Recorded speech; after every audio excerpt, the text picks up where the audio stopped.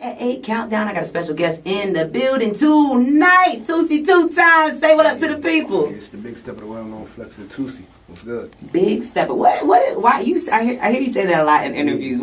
Explain that to the people. What does that mean to you? My whole lifestyle, big stepping. Everything I do, big. I love that. Yeah, because you listen. This is the first cold day that we've had in Orlando in a long time, and you already came prepared for the weather. Sure. I think a lot of us, my brother Matty Ice out here in these shorts, you know them ankles is cold. Yeah, I be wavy. I like dressing. Now, right now, you're on your college tour for your new project, Platinum Heart.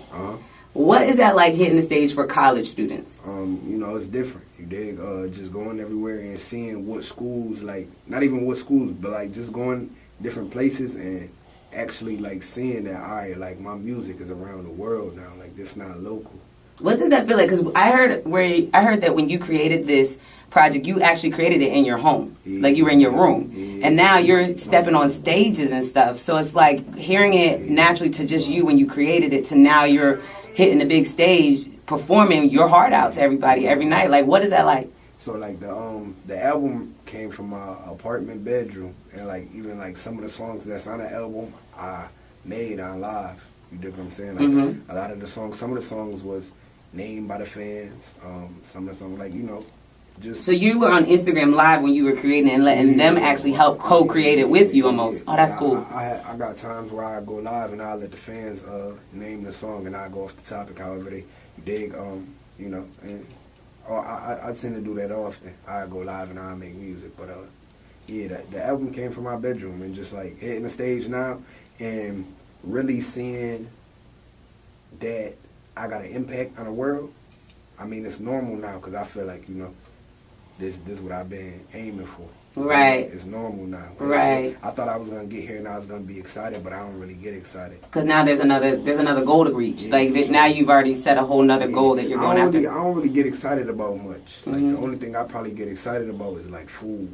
Like, other than that, though, I won't lie, I don't get excited. You want to know why I feel like you don't get excited? I actually had a conversation with St. John towards the end of last year, and he said to me, and it made me really like think afterwards, but we don't get excited for things anymore because we're at where we're supposed to be. You know what I mean? Like, you're at where you're supposed to be right now. So it's not, I don't need to get excited because you already knew in your mind, this is what I've already wanted to do and I'm going to do it. So that's why I feel like you probably wouldn't get excited anymore. When he said it to me, I was like, man, that makes so much sense. We're at where we're supposed to be in our lives. And I'm 2 times. You know what I'm saying? Being at them 2 times, I work 2 times as hard as the next man. So look, I like that. Most definitely. If I'm out celebrating, they get somebody out here who outworking me. I don't like that. Look, I'm trying to tell you, I think in Orlando they're gonna call me 10 times. I outwork everybody, and I'm not even. And listen, it's the thing. I just lots of trade, lots of know how to skills and stuff. You just always got to. There's always work to be done. That's how I feel, and I like that 2 times. That's why you have 2 times at the end of your name. Definitely, yeah. My name Toosii. I'm just 2 times. So my artist name, Toosii. It's not too. That's why, like, if people look for my music, they won't find certain songs because they type in Toosii 2 times when really it's just Toosii. I got you. For sure. So, I got you. So what was the inspiration behind your project? Really, it wasn't no inspiration. My inspiration is to have fun and live life.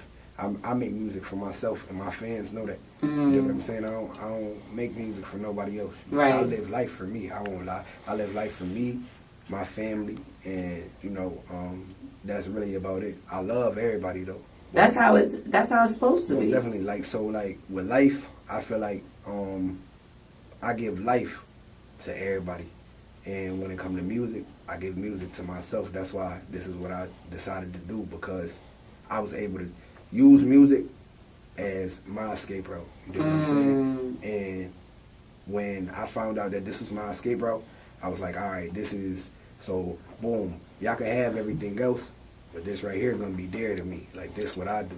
You know what I'm saying? So music, I make music for myself, and sometimes I feel like the hardest thing probably for me was really like I try to let people feel like they know me. You know what I'm saying? And I feel like I go places by myself, like jewelry, all that. I don't care, because at the end of the day, I walk with God, and I feel like you're gonna do what you want to do regardless. This day was already planned before I got here, so. So you dig what I'm saying? The hardest thing for me probably was adapting to that. You know what I'm saying? Like adapting to being so real. You know what I'm saying? Because at the end of the day, I love everybody, and my intention is not to hurt nobody. Now, 2 things.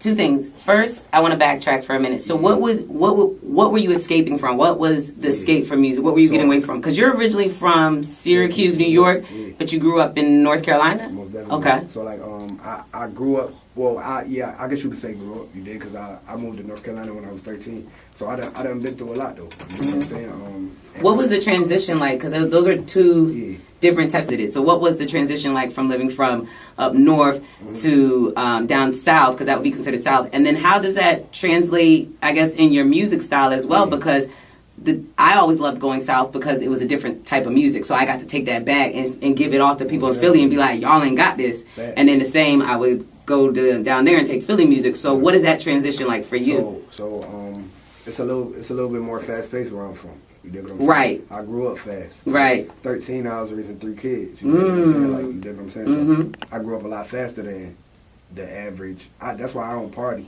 You dig? And one of my songs I say, they ask me, do I party? I say hardly. Like, I don't party. You dig what I'm saying? Nah, it's work 2 times. I get it. So like, I feel like it just, and as far as my music, like a musical aspect, I don't know. I really like, I take lingo from both I get you. You dig what I'm saying? Really, Raleigh don't got no lingo. Really, I talk. They got a little twang to it. It's a little different twang. They say like bruh a lot and like stuff like that. But like really though, other than that, like they don't really like got no lingo. Like there's no like honed in accent. Because like South Carolina, I'm gonna say Geechee. That like my family Geechee, and then you go further than that, it's Southern. And Raleigh and Durham and stuff like that. Everybody like really they self. Like everybody really they self. But I also think it's a high college traffic town because you got Duke, you got NC State, you got what's the other one? You know, UNC. Sure. I get. So like with me though, really like I mean I guess you could say like I go home. If I go home to New York, they say I'm country. When I'm in Raleigh, they say I got an accent. That's how it is here for me. For sure. I'm down here. They all say I get home. They're like, oh, you got a little twang now. And I'm down here. I'm like, they're like, you from up north, and I'm like, okay. Yeah, but like with me though, it's just like I don't know. I'm myself. Right. That's what I'm about. I'm about being myself. So yeah, I don't know. So I want you to tell the people what's it like. Well, first of all, I seen that you're going to be doing Rolling Loud. Yeah, that's major. Yeah. When you found that out, how did you take it? Like, was it another I'm supposed to be here moment, or was it like, wow? You want me to be honest? Uh-huh. I was like, how they gonna book me and I don't even know? Like, they ain't tell me this. What? Yeah, I was like, you didn't know? No, I ain't know. Did any of your team know? Yeah. But you didn't know. Nah, I'm like, I thought none of my team know. So I'm like, yo, bro, how y'all gonna put me on this and I ain't I ain't get no I'm answer. gonna do it though. Right. It's Rolling Loud. I'm gonna do it. I was like, nah, but I won't lie. I was. That was one thing I did get excited about. I won't lie. A couple things that might excite me is if I make double XL, that'll excite me. Rolling Loud excited me.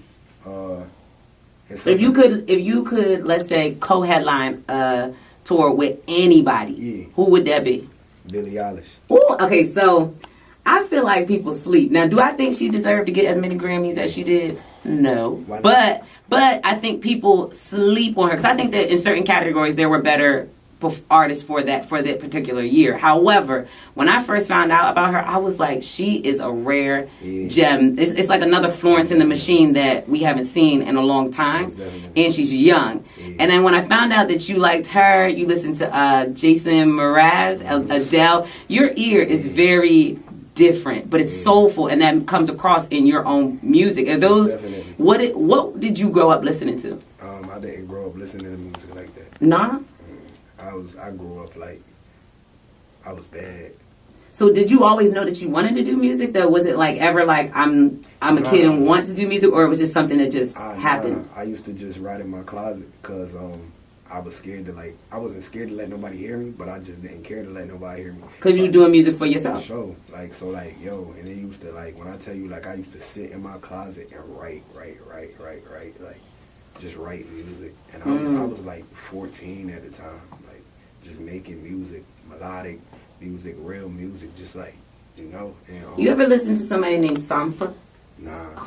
I'm gonna put you down. For That sure. one right there. Like, was after listening to you, listening to the type of music that you listen to, and then you think of somebody like Sampha, and you probably heard him because Drake has sampled him a couple times, but it's very similar, and I think that you will really pull from it and love it. But for sure. I don't know, when you said Billie Eilish and I seen that, I was just like, bruh, that would be I feel like crazy. she just inspiring. You know what I'm saying? Like her as a person, and to be the age that she is, Right. She remind me of myself. And when I say by that, what I mean by that is she very mature. Have you had a chance to meet her? Nah, Not yet. But I got a chance to watch her perform live, and we was at the Spotify event for artists in LA. And it was just a private event for upcoming artists. I think it was best 2020 artists for Spotify or whatever. So we was there, and I got a chance to watch her, and I'm watching her perform, and I'm like, yo, like she remind me of myself. Like she just so real, like authentic on stage, right? Authentic at all times. And I like that she don't care what she don't care what people receive of what she has to say. And sometimes she'll sing about the negative things that nobody's supposed to talk about. Right. But I think it's effective for people to know certain preventions and things like that. If that makes sense. Like when she was performing, she was like, she told the crowd, like, straight up, she like, why y'all clapping? I ain't even do nothing yet. Right. Like, facts. I'll be the same way. Like, why y'all love me so much? Nah, I would love to see you guys do something like, actually, you spoke it into existence probably before this day, but now you continue to speak it into existence, manifest it. I believe that will happen for you. Well, what's next for 2020? Everything. What we attacking? I heard you say you wanted to act. Yeah. I think that's a good move for you. I want to act. I want to do everything. I want to act. I want to invest in real estate. That's what I'm going for. Right, right. And continue to make music. I'm with it. Now you also went on tour with obviously the baby. Listen, we love the baby here at 104.5 The Beat. He's definitely done our Juice tour with us. That was a lot of fun. And that's big bro. Yeah. So what is you guys' relationship like, or your friendship? To be honest, like just so the world know, I want the world to know straight up. Me and Baby don't talk like that. Got you. Okay. Like Baby rock out, do his thing. I rock out, do my thing.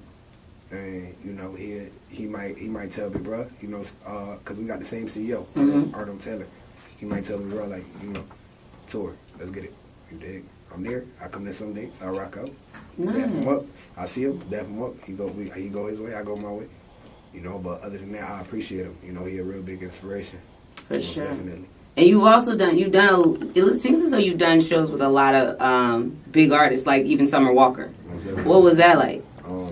Even the sound of you two, like I can understand why you would do a tour with her. Yeah, it was nasty. That seems like that would be a vibe. Summer Walker tour was nasty. We missed that. For sure. It was nice though. It was nice. I like that tour. So that's something like you would want to do more like that in the future. Yeah, for sure, yeah. It was too many girls. There's ladies out there for you. Oh my God. Well, I'm gonna have to pull up on the next tour stop when it's you and Summer Walker. We might have to go out there together. For sure.